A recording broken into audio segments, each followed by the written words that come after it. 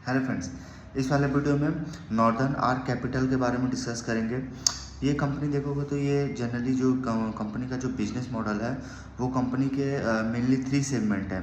Consumer finance, MSME finance, rural finance.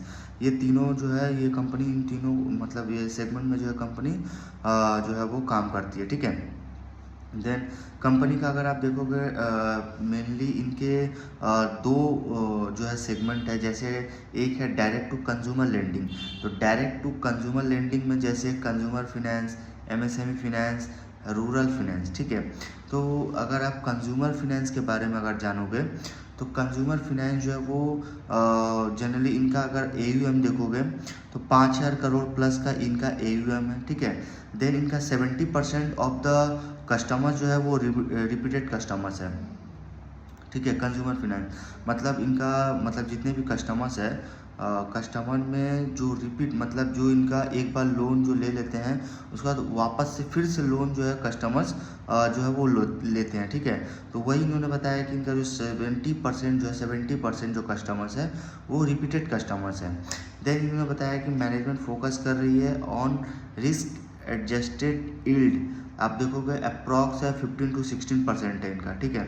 इस business में than company का अगर आप कस्टमर्स देखोगे तो कस्टमर जो है 24,12,000 प्लस इनके कस्टमर्स हैं। देन इनके अगर आप सोर्सिंग चैनल देखोगे मतलब जो कंपनी जो ये से वाले सेगमेंट में जो लोन होता है डायरेक्ट होता है या डिजिटल होता है तो उस हिसाब से देखो मतलब डायरेक्ट मतलब डिजिटल मीन्स इनका जो लोन होता है वो डिजिटल होता है। मतलब लोन भी होता है तो उसके भी एक डायरेक्ट होता है जो आप बैंक में जाके अगर आप लो तो वो क्या डायरेक्ट एक डिजिटल होता है जो एक प्लेटफॉर्म बेसिस पे जो किया जाता है जो कस्टमर्स के एक्चुअली जो कंपनी के ऐप्स वगैरह होते हैं वहाँ से जो लोन अप्रूव्ड होता है वो डिजिटल होता है। ठीक है। तो उस हिसाब से इनका जो कंज्यूमर फिनेंस जो है उनका सोर्सिंग चैनल जो है जो लोन जो सेंशन होता है वो डिजिटल होता है। देन इनका सिक्योरिंग देखोगे तो इनका वही मतलब सिक्योरिटी मतलब इनका जो सोर्सिंग देखोगे तो इन्होंने बताया है कि इनका सोर्सिंग जो है मतलब सोर्सिंग चैनल तो इनका डिजिटल है। देन इनका सिक्योर्ड देखोगे तो वो वैसे सिक्योर्ड है F L D G means होता है फर्स्ट लॉस डिफॉल्ट गारंटी। ठीक है। देन इनका टिकट साइज देखोगे तो 50,000 से 5 लाख तक का इनका टिकट साइज है कंज्यूमर फिनेंस। देन सेकंड इनका एमएसएमई फिनेंस देखोगे तो एमएसएमई फिनेंस में देखोगे तो 3691 करोड़ का इनका एयूएम है जो 43% से ग्रो कर रहा है वाईओवाई लेवल पे। इनमें देखोगे तो इन्होंने FY26 में 70 न्यू ब्रांच इन्होंने एडिशन किया है। देन इनका कलेक्शन जो इम्प्रूवमेंट हुआ वो देखोगे तो इनका कलेक्शन एफिशिएंसी जो है वो इम्प्रूवमेंट हुआ है सिक्वेंसली। अगर आप देखो ना तो इनका जो कलेक्शन एफिशिएंसी जैसे इनका सितंबर 2025 में 97.8% था। देन सितंबर से अगर आप उसके बाद दिसंबर में जाते हो तो वो 98.8% होता है। देन दिसंबर से आप मार्च जाते हो फोर्थ क्वार्टर तो वो होता है कलेक्शन एफिशिएंसी 99.4%। तो इनका कलेक्शन एफिशिएंसी काफ़ी अच्छा है सिक्वेंसली इम्प्रूवमेंट हुआ है। देन इनका कस्टमर्स देखोगे तो इनका 46,000 प्लस इनके कस्टमर्स है। इनके सोर्सिंग चैनल देखोगे तो इनका ब्रांच डिजिटल है। ठीक है। ब्रांच भी है डिजिटल भी मतलब इनका लोन एक ब्रांच में भी जाके हो सकता है बैंक में जाके। देन सेकंड डिजिटल भी है। ठीक है। देन इनका सिक्योर देखो तो collateral F L D G means हमने बताया ना फर्स्ट लॉस डिफॉल्ट गारंटी। ठीक है। देन इनका टिकट साइज है 5 से 25 लाख। देन तीसरा है रूरल फिनेंस का देखोगे इनका एयूएम जो है वो 8% है। मतलब 8% से वाई लेवल पे ग्रो किया मतलब ऐसे एयूएम देखो 1,000 करोड़ है। 64 ब्रांच इन्होंने एडिशन किया है इसी क्वार्टर में। देन इनके टोटल देखोगे तो 342 ब्रांच इनके टोटल हो गए। ठीक है। देन इनके कलेक्शन एफिशिएंसी देखोगे तो कलेक्शन एफिशिएंसी इनके काफ़ी अच्छा इंप्रूवमेंट हुआ है। मतलब इनका भी देखो तो सितंबर 2025 में 98.7% था। देन दिसंबर में 99.4% हो जाता है और मार्च में जो है वो 99.6% हो जाता है। तो ओवरऑल अगर आप कलेक्शन एफिशिएंसी देखोगे तो काफ़ी अच्छा इम्प्रूवमेंट है। और उसके साथ साथ ये देखो तो वन ऑफ द लोअर पार, मतलब इनका जो देखोगे तो इनका पार का नंबर देखोगे, पार 30+ का, जो काफ़ी लोअर है। ठीक है, एक्चुअली पार जो होता है ना, पार का नंबर वही रिड्यूस होने से जो है वो एसेट क्वालिटी, कलेक्शन एफिशिएंसी जो है वो बेटर होता है। ठीक है, देन इनका अगर आप देखो मार्च FY25 में देखो, Q4 FY25 में वो 4.5% था इनका वही पार का नंबर। ठीक है, पार 30+ का, जो इस मंथ में मार्च मतलब Q4 FY26 में देखोगे वो 0.6% हो जाता है। तो काफ़ी अच्छा इंप्रूवमेंट है, मतलब 4.5% से पार जो है रिड्यूस होके वो 0.6% आता है। और ये पार आपको मंथ ऑन मंथ जो है वो रिड्यूस होता चला गया। और मंथ ऑन एक्चुअली इनका नंबर देखोगे ना पार का, तो वो मंथ ऑन मंथ जो है वो रिड्यूस होता गया, जिससे एसेट क्वालिटी बेटर होता गया। ठीक है, देन इनका देखोगे तो इनका इन्होंने बताया है कि जो रूरल क्रेडिट है, क्रेडिट कॉस्ट वो इम्प्रूवमेंट हुआ है। ठीक है, मतलब Q4 में देखोगे तो वो 1.3% हुआ है। देन एसेट क्वालिटी देखो 4 बेसिस पॉइंट से इंक्रीज हुआ है। ठीक है, देन इनका अगर आप देखो रूरल फाइनेंस का, तो इनका कस्टमर्स 5 लाख इनका कस्टमर्स बेस है। देन इनका सोर्सिंग चैनल जो है वो ब्रांच से है। इनका सिक्योर देखोगे, अनसिक्योर्ड, इनका अनसिक्योर्ड लोन है। देन इनके टिकट साइज देखो तो 40,000 से 60,000 है। ठीक है, काफ़ी अच्छी इनका जो है वो बेस है। देन इनके अगर आप देखोगे ना तो एक्चुअली पूरे माइक्रो फाइनेंस सेक्टर में देखोगे तो मेन पार्ट जो है वो कर्नाटक होता है। और कर्नाटक में एक्चुअली कर्नाटक में ही सबसे ज़्यादा प्रॉब्लम आया हुआ था, क्योंकि आप किसी भी कंपनी का देखोगे ना, किसी भी कंपनी, क्रेडिट एसेस ग्रामीण ले लो, चाहे स्पंदना स्फूर्ति ले लो, चाहे आप ये नॉर्दर्न आर्क कैपिटल हो गया, तो ये सारे कंपनी के जो मेन जो प्रॉब्लम स्टार्ट हुआ था माइक्रो फाइनेंस का, तो वो कर्नाटक से स्टार्ट हुआ था।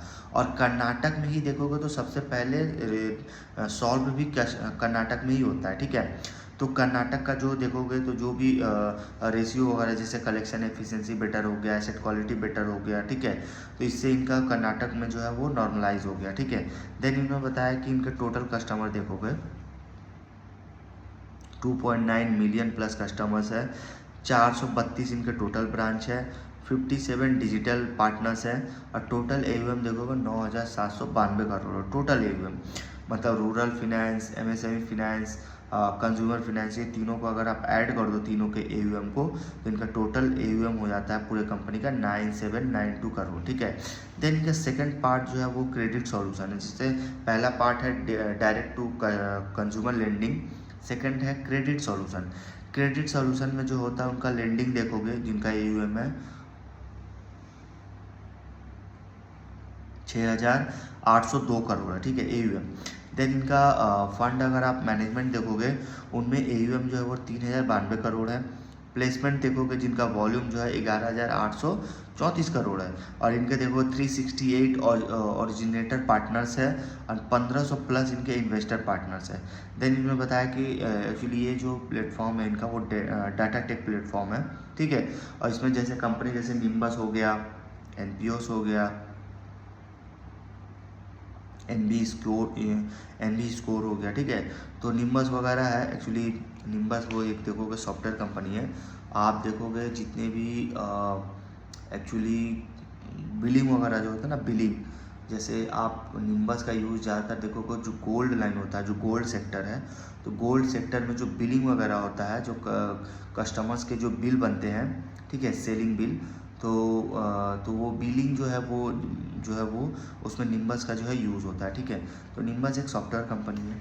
ठीक है, तो ये इनका डेटा टेक प्लेटफॉर्म है। देन इनका देखोगे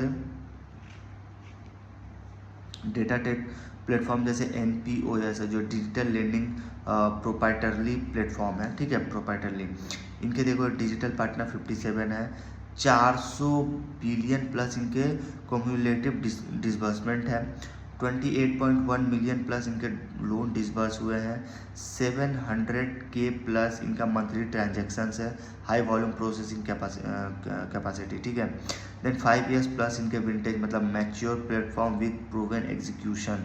देन पूरे अगर आप कंपनी का रिजल्ट देखोगे तो रिजल्ट ओवरऑल देखो, नेट इंटरेस्ट इनकम 21% से ग्रो किया, क्रेडिट कॉस्ट